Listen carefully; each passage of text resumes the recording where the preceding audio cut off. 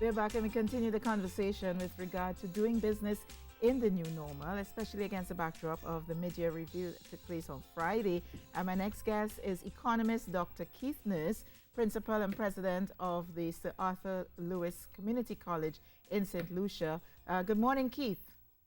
Good morning. How are you, Lisa? I am doing well, you know. I know we had a little break in terms of you weighing in on so many things economically with regard to COVID-19. So it's really good to have you back online with us. It's my pleasure. All right, so let's go right in to the mid-year review that took place on Friday. What were your significant takeaways, Keith?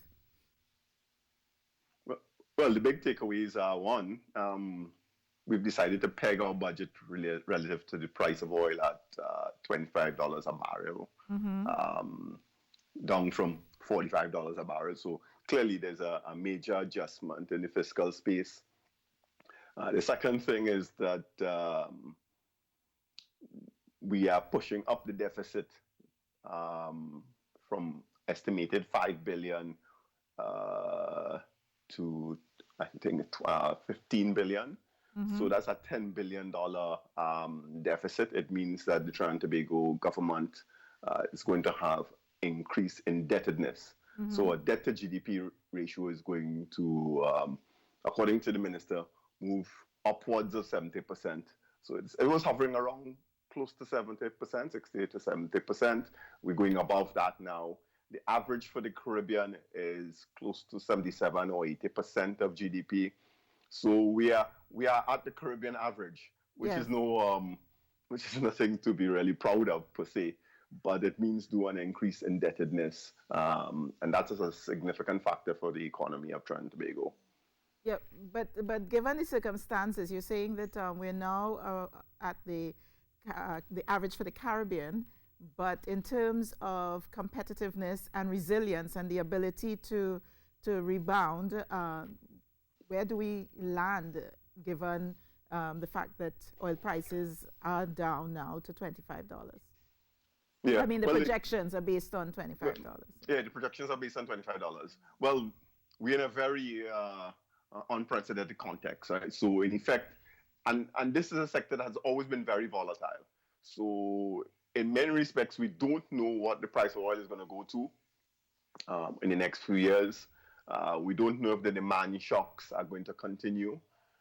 Expectations of a second wave of COVID once the winter months come around.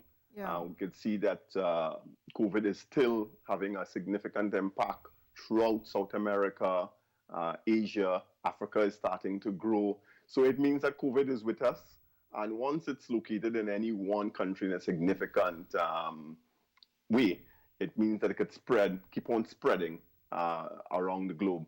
And so we really need to be managing it at a global level rather than a country by country level. But Trinidad and Tobago has done well, and kudos to the government in managing COVID, and many other governments in the Caribbean as well need to be given kudos. But this is where we move from dealing with a pandemic to dealing with pandemic economics. Yes. And in pandemic economics, basically you're dealing with both a number of demand shocks and supply shocks all at the same time. And so it really requires a different mode of operation from traditional modes. So most of what I've seen the government indicate has to do with managing some of the domestic social policy issues, which are really important to keep the economy stable. So the relief payments, both to businesses and to the general population and working population, are absolutely vital. What required is what we call the next normal. The next normal has to do with how do you restructure your economic space to respond to the new context. And the new context is emerging diseases are going to be part of the norm. It's been accelerating. So SARS, MERS, now COVID, and there are others in the making. So how do you manage in that context and create economic diversification as a key pillar of the process going forward? Well, I know we spoke about this earlier in the pandemic. We were talking about projections, growth areas, and so on. Have you seen any shifts? Yeah. Well, one of the things, if I was looking at the data recently, Trinidad the complexity of our economy has declined. It's become less complex in the last 20 years. So it means that we're more vulnerable. So the more complex your economy is, the higher your resilience. So we need to be boosting our resilience. That's the first thing. Secondly, if you look at the data as well, over the last 10 years or so, we've been trending towards negative growth. So again, it means that the economy is shrinking. So it's becoming less complex and it's shrinking. So we definitely need to be utilizing this contemporary scenario as a basis for moving forward in a different way. So, for example, are we going to go back to people working as normal, or are we going to allow for a lot of working from home, flexi time? This has other spin-off benefits. So, can we also then reduce the traffic on our roads, because the productivity losses from traffic in Trinidad and Tobago have been quite significant, several percentages of our GDP in terms of losses. Can we transform our health sector beyond the emergency COVID type response to responding to chronic non-communicable diseases? Again, that's a major loss of another 2-3% of our GDP just from that. So we can begin to address some of these critical issues as part of the COVID response, and creating a new context for the economy. These are new jobs. You can also shift increasingly towards green jobs, and that is a really important growth opportunity, what we call low carbon competitiveness. Yeah. And Trinidad and Tobago, being an oil or petrol state, is one of the worst offenders when it comes to climate change adaptation measures. But Keith, in terms of some of the things that you're speaking about, can be driven by the private sector, not necessarily by the state. In terms of having to wait on the state to say that we would prefer. Sorry, Lisa, I can't hear you. Are you hearing me now? Yes, a bit, but quite faint. Yeah, go ahead. So we're talking. You were talking about flexi time and changing hours, working from home, and so on. And some of that can be driven by the private sector, and not necessarily from the necessarily from the state. Of course, you'd want it driven from the top, but I'm sure that private sector companies can start thinking in those lines, and that will filter out throughout the rest of the economy. Correct. Yes. Yes, we want to encourage a lot of public-private partnerships in this framework. Mm-hmm. So what is required is this creating a public policy sphere for this, let's call it innovation. Some of it is social innovation. And in fact, the greatest benefits are to be generated through social innovations, because social innovations can scale up very rapidly and impact on a large share of the population in a meaningful way, and some instances quite easily. So I think I mentioned in one of my talks with you the issue of strategic government procurement.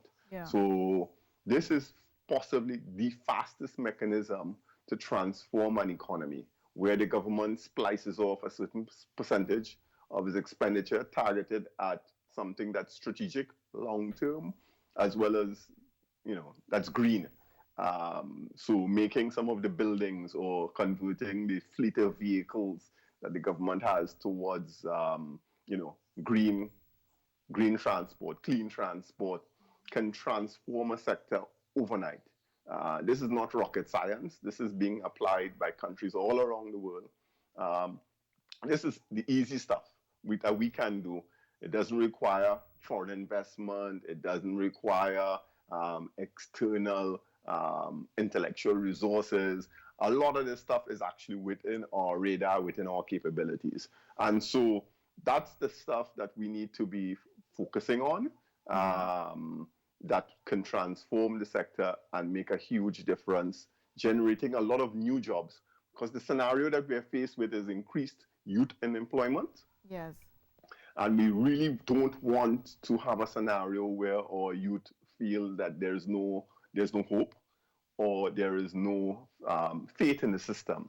Once you have that scenario taking place, then we have a more dangerous context in which we are operating. And so you want to maintain stability, and the government has done exceptionally well to do that in the COVID context. What we need to do, though, is apply a new framework for the long haul, for this economic diversification process, which has been on the table forever, but we have been almost resistant to the idea of transforming the economy. And some of it includes new exciting areas for young people, tapping into the digital economy, the digital creative economy, Industry 4.0, you name it, biotrade. There's lots of new possibilities. These are where the growth is taking place in the global economy. And there's some that are not so sexy. So the growth of the delivery economy, for example, perfect under COVID, because you actually want less people to be moving around. Try driving through Port of Spain during normal times at lunchtime. It's logjam. So why aren't we creating a framework whereby more business places are facilitating this, food delivery systems, so that their staff don't have to leave the workplace? Well, innovation is usually driven from the boundaries, and under extenuating circumstances, as we have seen with regard to COVID-19. So some of the things that you are suggesting there, we are seeing them emerging, delivery services, just by persons creating, for example, during the pandemic, the height of it, you saw people doing the delivery of market goods, which was a first, delivery of grocery goods, which happened again as it was popularized during the lockdown. So I think that innovation really comes from these sort of dire circumstances. You spoke about innovation as well, and the triple helix method, the model that says, because you spoke about private and public sector, but the private, public sector, and the university, because we saw the University of the West Indies, you're at Sir Arthur Lewis College doing great things there. I saw that the University of West Indies spoke about innovation or even manufacturing of masks and health ventilators and so on. So talk to us about that model as well, and what can be done with regard to bringing all parties to the table.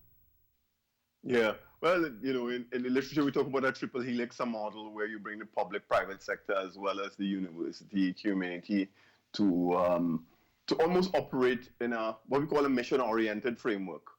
So this is mission-oriented innovation. So we define what is the goal in mind, what's the target, what are the indicators, and then you start working backwards. So for example, if you look at the data for Trinidad and Tobago in terms of emissions per capita, we have one of the highest emissions per capita. And yes, it has to do with the oil and gas sector primarily, but even outside of that, we have high levels of emission, which renders our population, in terms of health, as an issue. So if you set a target for that, you bring it down, then you marshal all of the economic resources, private and public, as well as from the tertiary sector, for example, to respond to that. You can set any target that you want. We want to improve food sufficiency. We want to reduce our food import bill. You set a target, and you say, all right, we're going to shave off 20% of that in the next 2-3 years, and you work backwards from there.